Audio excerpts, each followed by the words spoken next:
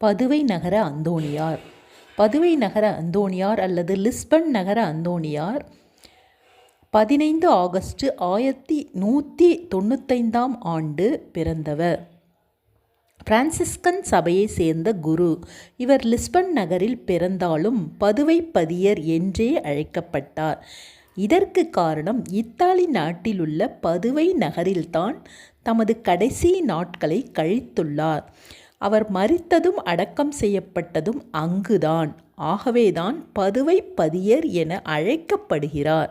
இவரது புனித வாழ்வும் கூரிய நுண்ணறிவும் விவிலிய ஆர்வமும் இவர் இறந்த சில வருடங்களிலேயே புனிதர் பட்டம் பெற வைத்தது. பதுவை நகர அந்தோணியாரின் இறப்பு ஜூன் 13, 1231 ஆண்டு. 36 வயதில் இறந்தார்.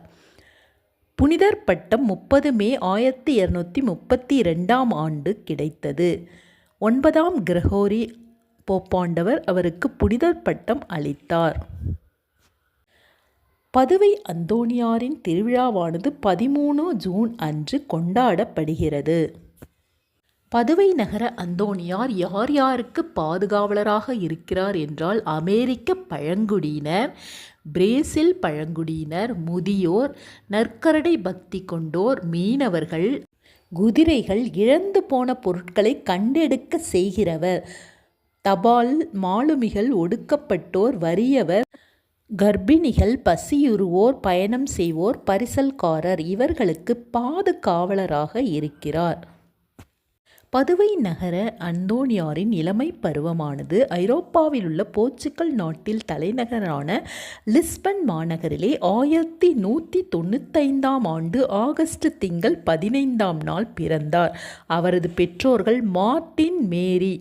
இவர்களுக்கு 3வது பிறந்த குழந்தையான இவருக்கு பெர்டினாண்டு மார்ட்டின் தே பர்னாந்து என்ற பெயரிட்டனர்.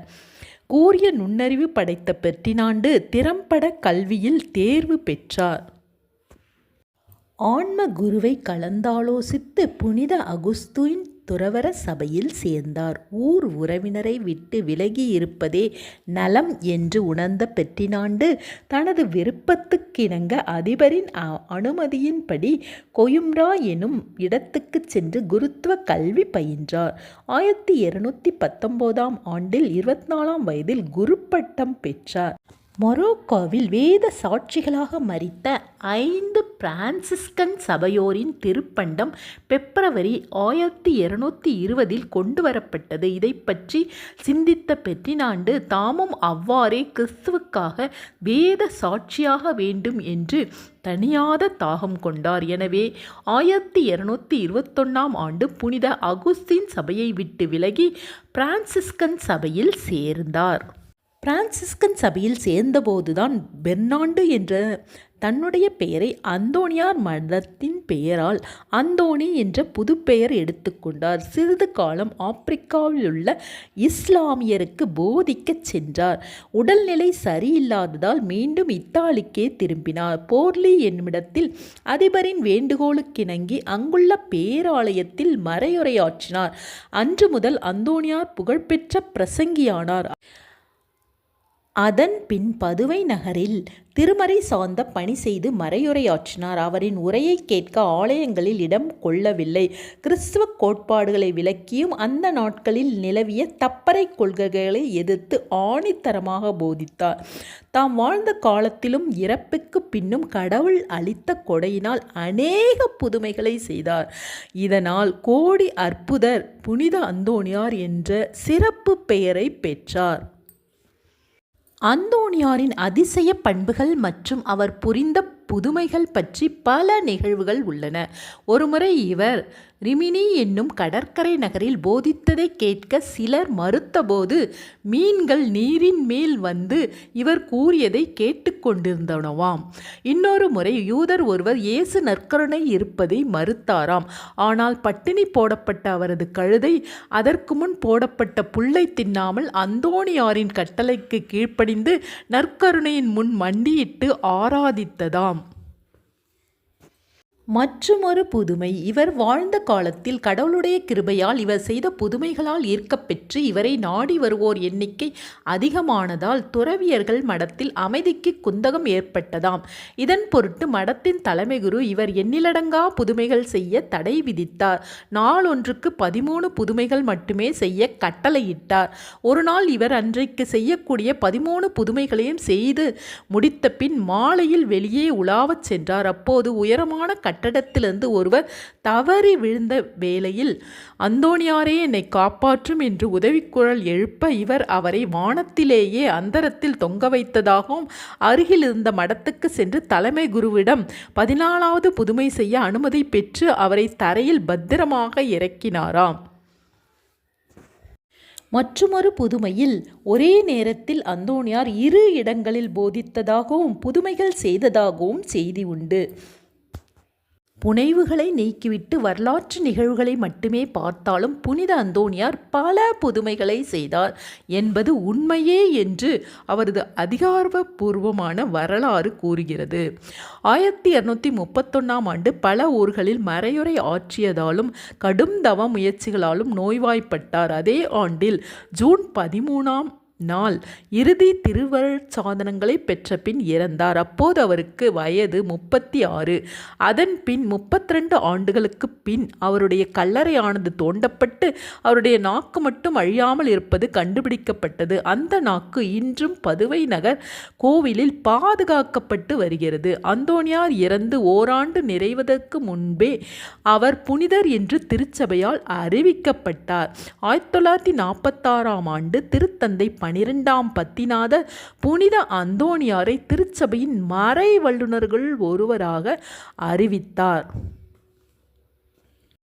நல்ல விஷயங்களை கேட்பதும் நன்றே அப்படின்ற மாதிரி அந்தோணியாரின் பெருமைகளை பற்றி நீங்கள் தெரிந்து கொண்டீங்க. அவருடைய புதுமைகள் பற்றியும் தெரிந்து கொண்டீங்க.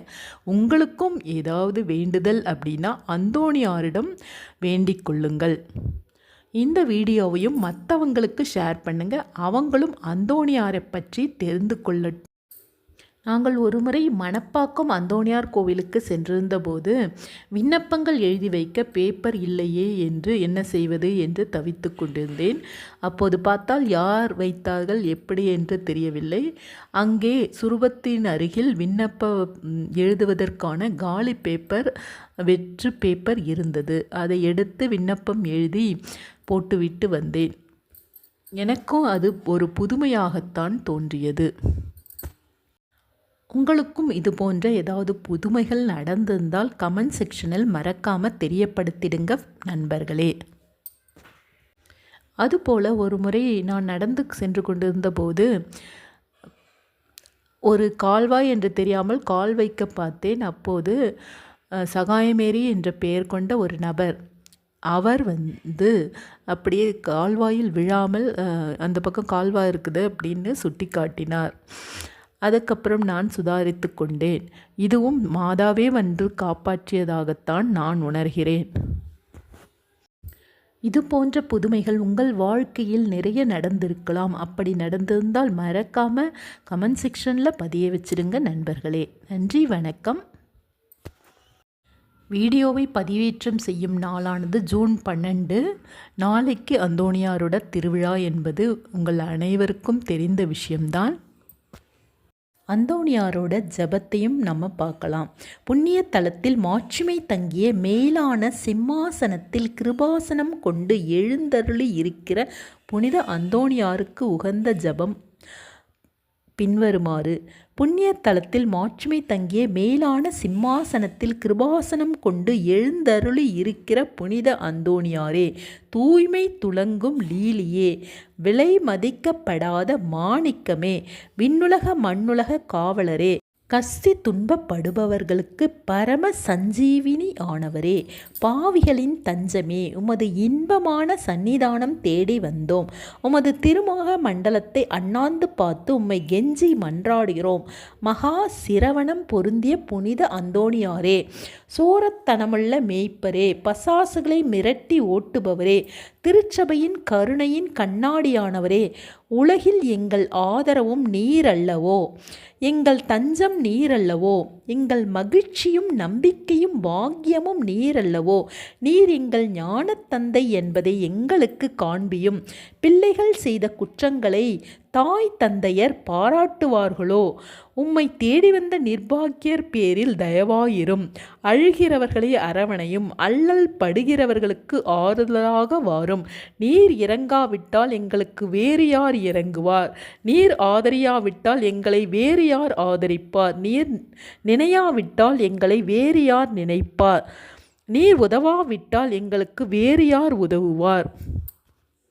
தஞ்சமென்று ஓடிவந்த அடியோர்கள் பேரில் தயவாயிரும். பரிசுத்த வெண்மையின் தூய தனமான தாபரமே, தயை கடலே, தவிப்பவர்களுக்கு தடாகமே, தனித்தவர்க்கு தஞ்சமே, உமது இன்பமான சன்னிதானம் ஓடி வந்தோம். துன்பம் பிணி வறுமை முதலிய கேடுகளினாலே வாடி நொந்தோம். எங்கள் நம்பிக்கை வீண் போகுமோ? எங்கள் மன்றாட்டு மறுக்கப்படுமோ? எங்கள் யாத்திரைகள் பயனற்றதாய் போகுமோ? எங்கள் அழுகை கண்ணீர் உம்முடைய இதயத்தை உருக்காது போகுமோ?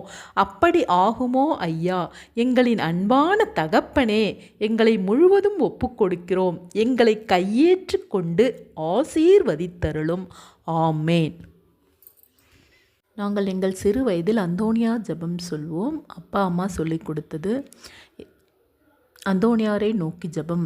எங்கள் பாதுகாவலரான புனித அந்தோனியாரே, இறைவனின் பிரிய ஊழியரே, கிறிஸ்து பாலகனை கையிலேந்த பேறு பெற்ற தூயரே, திருமறை ஆர்வமுடன் போதித்த சிறந்த போதகரே, தப்பறைகளை உடைத்தந்த சம்மட்டியானவரே, இறைவனின் தனி அருளால் பசாசுக்களை ஓட்டியவரே, துன்பப்படுவோரின் துயரை போக்குபவரே, பாவிகளாயிருக்கிற நாங்கள் உம்முடைய உதவியை நாடி ஓடோடி வந்திருக்கிறோம். எங்கள் ஆதரவு நீர் அல்லவோ?